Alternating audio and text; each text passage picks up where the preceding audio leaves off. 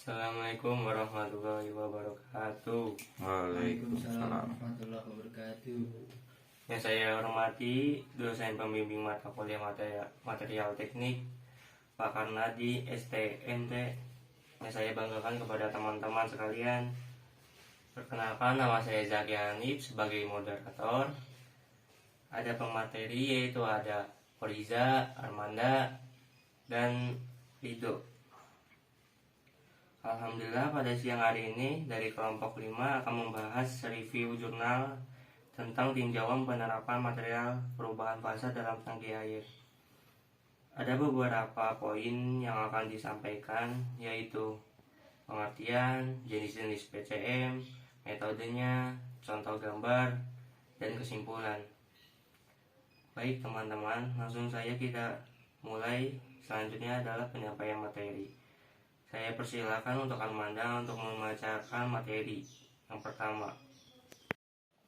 Perkenalkan, nama saya Armanda. Di sini saya akan menjelaskan pengertian dari PCM. Kepanjangan PCM sendiri adalah Phase Change Material. Penyimpanan panas laten dengan material perubahan fasa adalah cara terbaik untuk menyimpan energi panas karena densitas penyimpanan panasnya yang tinggi, sifat proses penyimpanan yang isotermal, dan kontrol yang mudah. Dalam beberapa tahun terakhir, sistem penyimpanan panas laten semakin banyak digunakan dalam membangun konservasi energi, sistem pemanas surya, dan sistem pemulihan limbah panas. Tangki air sebagai komponen kunci dan sistem pemanas tenaga surya telah diterapkan secara luas dalam aplikasi praktis.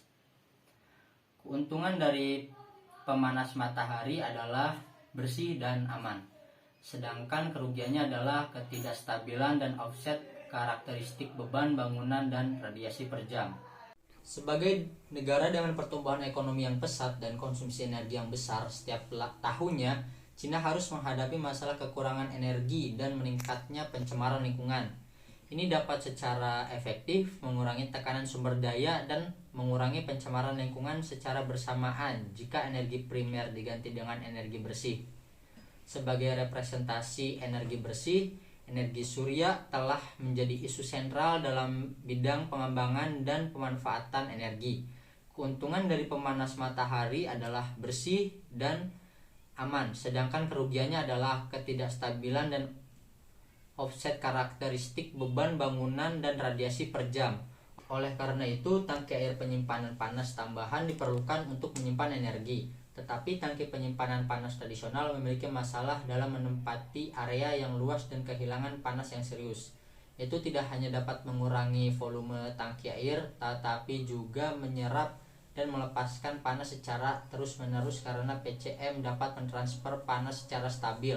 Selain itu, dapat menghindari kerugian air mendidih di dalam tangki dan suhu turun selalu cepat dan pada malam hari. Namun kelemahan dari koefisien konduktivitas termal yang rendah dimiliki oleh PCM menyebabkan efisiensi perpindahan panas unit penyimpanan panas dengan PCM rendah.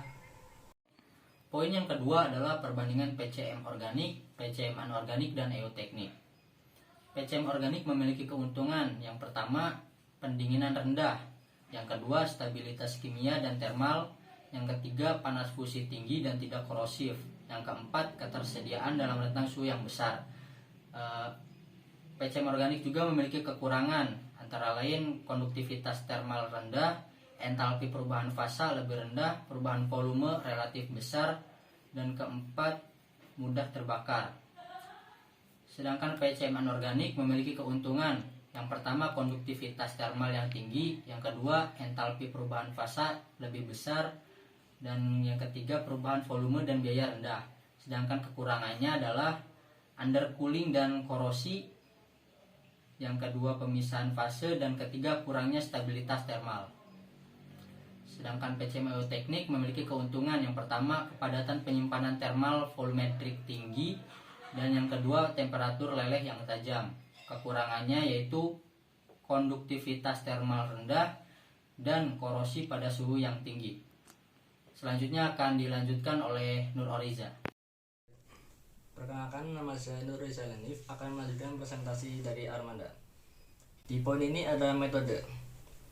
Metode yang sering digunakan adalah menggabungkan tek eksperimental dan simulasi perangkat lunak. Uji eksperimental umumnya tidak dapat menyelesaikan pengujian semua kelompok kontrol dari parameter yang berbeda karena keterbatasan kondisi. Sehingga, metode simulasi perangkat lunak digunakan untuk mencapai penyelidikan semua kelompok kontrol. Adapun metode simulasi yang digunakan adalah sebagai berikut. 1. Penelitian PCM untuk penyimpanan energi. Proses perubahan fase PCM hanya bergantung pada suhu dan dapat digunakan secara luas di bidang penyimpanan panas dan kontrol suhu. PCM sangat diperhatikan karena kepadatan penyimpanan panasnya yang tinggi, struktur perangkat penyimpanan thermal yang dipadatkan, proses penyerapan dan pelepasan panas yang kira-kira isotermal, serta kontrol dan pengelolaan yang mudah dijalankan. Menurut jenis PCM, proses penyimpanan energi dapat digambarkan sebagai padat-padat, padat cair, padat gas, atau cair gas. Namun, proses cair gas dan padat gas tidak berlaku untuk penyimpanan panas, karena volume dan tekanannya yang besar berubah selama proses perubahan fase. Di antara mereka, PCM padat cair paling cocok untuk penyimpanan energi panas. Selanjutnya ada investigasi unit tangki air dengan PCM. Ada banyak bentuk termasuk mengisi PCM di dalam kolektor atau kompor surya, menggabungkan energi matahari dengan papan perubahan fasa dan sebagainya telah dilakukan dalam aplikasi rekayasa PCM. Negara-negara seperti Amerika Serikat, Jerman, dan Jepang memainkan peran penting dalam sistem komposit energi matahari dan penyimpanan energi perubahan fasa dan telah melakukan investigasi yang cukup besar dalam analisis matematika, analisis numerik, penelitian eksperimental, dan sebagainya. Di hampir semua kasus, PCM harus dienkapsulasi. Jika tidak, fase cair akan bocor. Ada banyak keuntungan PCM yang dienkapsulasi, seperti meningkatkan area perpindahan panas, mengurangi relaktivitas PCM terhadap lingkungan luar, dan mengontrol perubahan volume bahan penyimpanan saat terjadi perubahan fase. Faktor utama yang mempengaruhi bentuk tangki air dengan PCM adalah bentuk enkapsulasi PCM karena fungsi dan kegunaannya yang khas. Dan yang ketiga ada investigasi peningkatan perpindahan panas tangki air dengan PCM. Meskipun PCM memiliki kepadatan energi penyimpanan yang tinggi dan kapasitas penyimpanan energi yang kuat, serta suhu perubahan fase yang konstan, kekurangannya seperti konduktivitas termal yang rendah hampir bersifat universal. Konduktivitas termal yang rendah akan menyebabkan efisiensi perpindahan panas yang rendah dari tangki air dengan PCM selama pengisian dan pemakaian panas. Dan panas seringkali tidak dapat disimpan dan dilepaskan dengan cepat. Oleh karena itu, bagaimana memperkuat kapasitas perpindahan panasnya telah menjadi isu sentral baru bagi para sarjana untuk dipelajari. Dan yang terakhir ada penelitian pengoperasian dan aplikasi tangki air dengan PCM. Signifikansi penelitian tangki air dengan PCM adalah dapat meningkatkan kinerja sistem dan mengurangi lapan kemajuan dalam teknik mesin konsumsi energi. Setelah mengganti tangki air tanpa PCM dengan tangki air dengan PCM.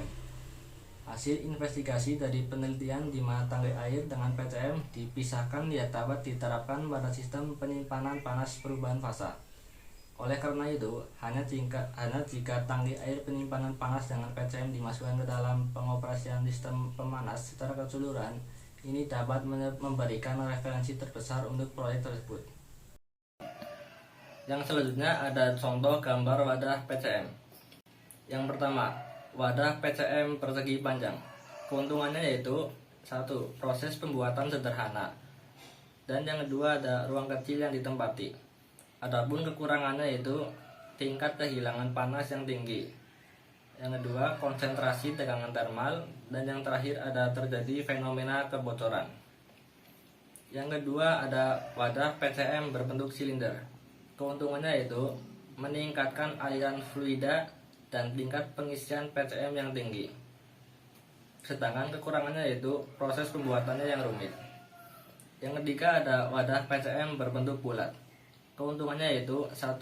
Efisiensi perpindahan panas yang tinggi. Dan yang kedua ada tingkat kehilangan panas rendah. Sedangkan kekurangannya yaitu tidak mudah ditempatkan dan proses pengisian PCM yang rumit. Dan yang terakhir ada wadah PCM berbentuk mikroenkapsulasi. Keuntungannya yaitu 1. Efisiensi enkapsulasi tinggi. Yang kedua, ukuran partikel kecil. Dan yang ketiga, efisiensi perpindahan panas yang tinggi. Sedangkan kekurangannya 1. Proses manufaktur yang kompleks. Dan yang kedua ada biaya produksi yang tinggi. Selanjutnya akan dilanjutkan oleh Ridho Aditya Pratama. Perkenalkan, nama saya Ridho Aditya Pratama. Saya akan melanjutkan presentasi dari Nur Orija. Di sini saya akan menjelaskan kesimpulan. Yang pertama yaitu metode penelitian tangki air dengan PCM.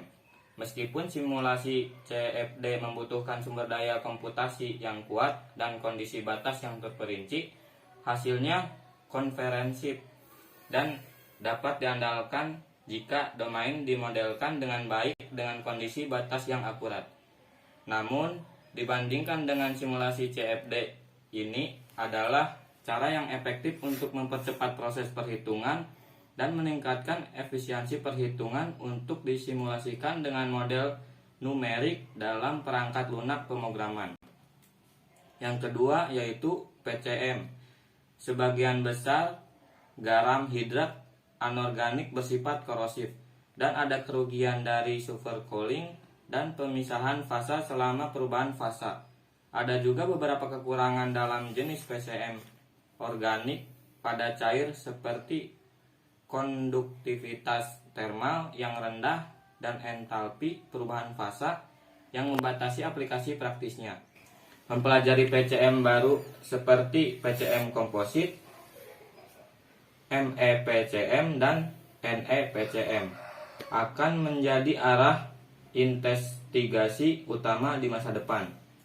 Yang ketiga yaitu unit tangki air dengan PCM. Studi saat ini tetap dalam analisis teoritis materi itu sendiri atau analisis kinerja single paket perubahan fase.